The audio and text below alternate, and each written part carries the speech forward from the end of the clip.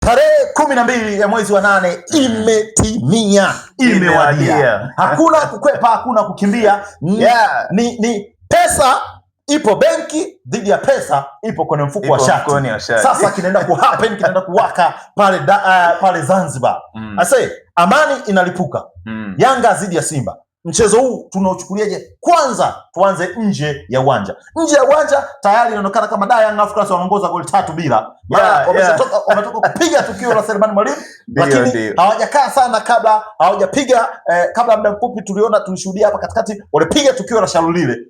Ukiliangalia vizuri baada hapo akapiga tukio la uchaguzi kumrudisha Engineer Hersi madarakani. Kwa hiyo ni kama 3-0. Upande wa pili upo kimya mpaka sasa. Unanyemelea kutoa taarifa ya Feitoto. Je, nje ya uwanja mazingira yakoje?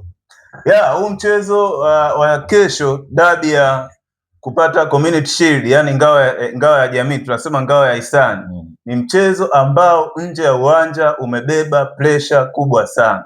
Kwa nini umebeba pressure kubwa sana? Kwa sababu ni mchezo unazikutanisha timu mbili ambazo hizo timu mbili, moja imemaliza kwa kushinda kombe la shirikisho CRDB, lakini moja ilichukua kombe la ubingwa NBC. Kwa hiyo ni mchezo ambao umeteka hisia za mashabiki. Kila mtu anatamani kujua nani kesho atamvika paka kengele. Young Africans wameshashinda mechi, wameshachukua makombe mara 5 mfululizo. Na hii sasa kama wakichukua tena litakuwa kombe la 6 mfululizo mbele ya Simba Sports Club. Nadhani hii inaweza kutengeneza pressure kiasi gani kwa Simba Sports Club ambao wamepoteza makombe mara nyingi na Young Africans ambao wanaogopa kupoteza kombe lingine tena.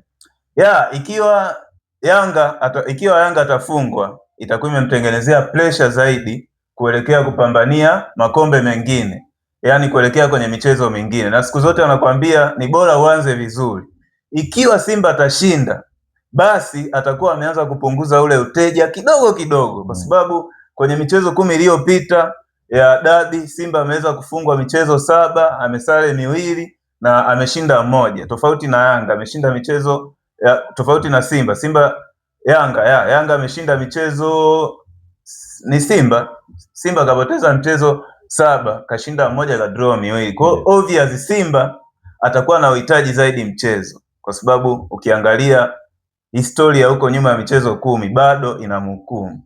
Wakati tunakaribia hii dabi, watu wengi walikuwa wanatamani kuona vikosi vya pande zote mbili, kikosi cha Yanga na kikosi cha Simba. Lakini kupitia siku ya Mwananchi na siku ya Simba Sports Club tumeshashuhudia vikosi vyote viwili. Nani yuko kwenye pressure? Inaonekana kama Mankoba Ngwasi iko zaidi kwenye pressure mara baada ya kuona timu yake imepoteza kwa goli 2-0, lakini 2-1, lakini pia vivyo hivyo kwa upande wa Simba ambao wacheza nao wakapoteza. Hii inatoa picha gani? Nikianza na Steve Becker ameshinda mechi 1 ya dabi, lakini mechi 2 ametoa sare. Mbinu zake zikoje? Ni mwalimu ambaye anapenda kumiliki mpira na ni mwalimu pia ambaye anapenda kutumia counter attack. Rejea zile goli 2-2 na Yanga.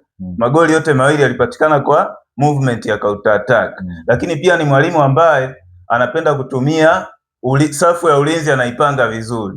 Lakini ni mwalimu ambaye anapenda kumwachia mpinzani aucheze mpira.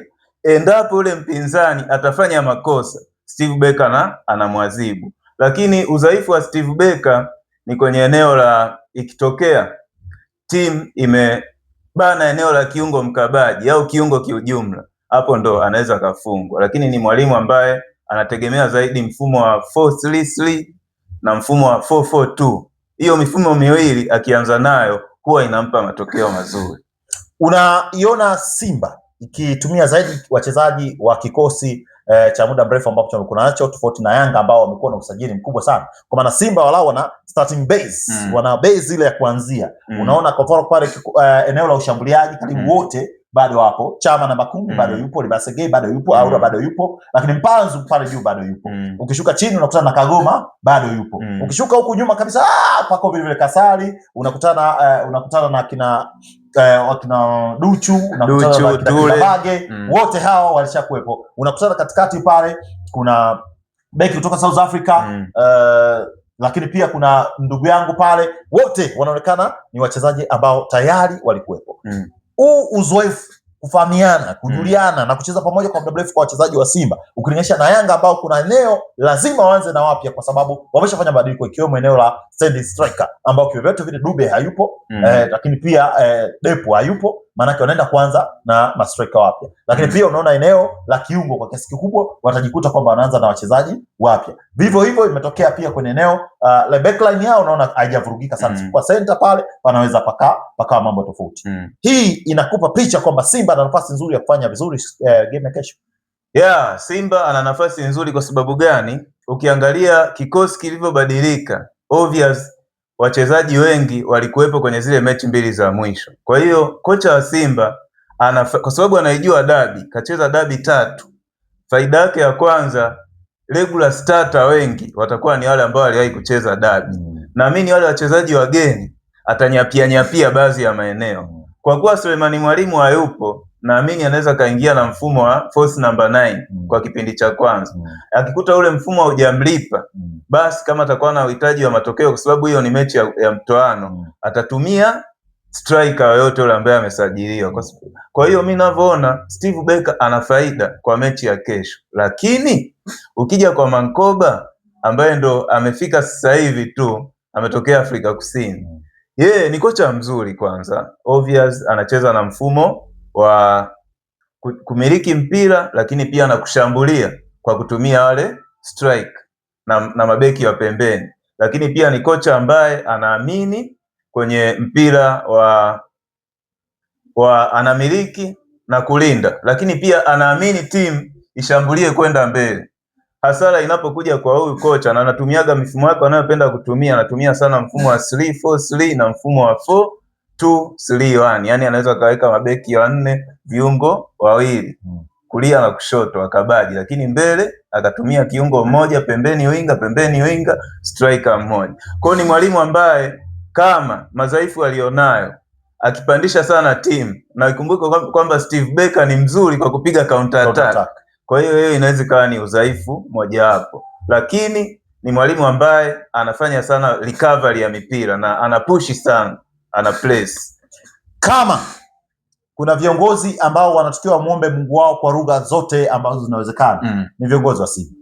Hivi karibuni wamekuwa na mkosa muendelezo kabisa. Ni kweli. Hamna mwenyekiti salama, sio mwekezaji sio mwekezaji, sio mwenyekiti wa wanachama, sio mwenyekiti wa bodi. Wote wamekalia kuti kavu. Kama ikitokea kesho Simba Sports Club akafungwa, naona shida inaenda kuwa kubwa. Shida itakuwa kubwa sana. Mwenyewe naliona hilo. Kama viongozi watalaumiwa, basi viongozi hawezi ukawatoa kisa mechi. Watatafuta kwa kujifichia, aidha kwa makocha au kwa wachezaji au kwenye benchi la ufundi. Baba, kwa makocha unajificha wapi kati mchezaji amembeba kambini usiku wa manane na wewe kiongozi upo umeshindwa kulipa dola 50,000, umeshindwa kulipa dola 120,000, wamekuja kukupa dola 150, wenzao wameweka 200. Unaweza kujificha wapi unapoenda kwenda kwa hapo? Lawama zitaenda kwao sana, lakini hata lawama zikienda kwao leo hii hatuwezi kusema kisa mmefungwa, wakina Mangungu ondokeni, wakina Magoli ondokeni, kisa dabi imefungwa. Lazima kutakuwa na atmosphere ndani ya team itachafuka, na atatafutwa mchawi ni nani. Na siku zote watu waga wanatuishaga zigo la lawama, wanaweza wakatafutia mtu mwingine tu akamtwisha zile lawama. Yako macho yako masikio tarehe 12 kuhakikisha unasogea Efata Sports Arena. Hapo ni mahali pekee katika kata yetu ya Iwambi ambapo mechi zote hizi zitaoneshwa na utashuhudia kama vile utakuwa kama upo Zanzibar. Big screen, sauti nzuri, sauti nzito kabisa, lakini pia bites, vinywaji na vitu vingine, free wifi bila kusahau itakuwepo hapo kuhakikisha kwamba wote tunaitazama hii. Njoo Efata Sports Arena hapa Iwambi, Mbeya, Tanzania. Sasa utakuwepo wapi kesho kuangalia game? Kesho mimi nitakuwepo Efata Sports Arena mapema kabisa, kiti cha mbele, wifi nzuri, weka kaka kinywaji kangu pembeni, ila sitaji kinywaji gani.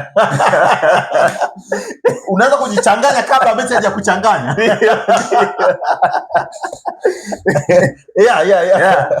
Baada ya hapo tutatazama mechi. Naamini uzuri mle ndani kuna screen mbili. Yeah.